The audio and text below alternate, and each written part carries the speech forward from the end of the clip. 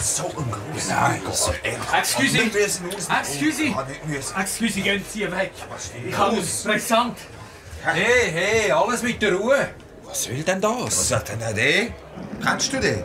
Du, das ist der Simeon. Welcher Simeon? Er denkt, der Prophet. Oh ja, du. Das ist ihn. Was pressiert der? Ja, und so früh am Morgen. Ich habe gemeint, der sei herzkrank. Das macht nicht da Ski, so wie der rennt.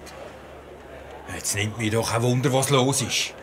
Er läuft zum Tempel. Ja, das sagt nichts. Der geht viel dorthin. Aber nicht so früh. Und nicht so schnell. Etwas ist, glaub mir's. Ja, gut, dann gehen wir schauen. Ja, du, schau. Jetzt ist er schon auf den Tempelstegen. Komm, pressier. Wir werden nicht aus den Augen verlieren.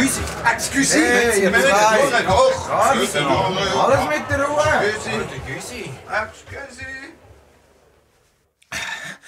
Jetzt ist er schon auf dem Tempelplatz. Er ist zum Haupttor hier. Wieso in aller Welt hat der jetzt so pressiert? Es ist ja noch gar nicht Zeit zum Opfern. Komm, wir gehen ihm nach. Du, das kannst du doch nicht einfach. Aber einen Prophet sollte man doch nicht nachspionieren. Das machen wir ja auch nicht. Wir stehen doch bloß ein bisschen da, unter der Tür. Das wird man doch wohl noch dürfen, oder?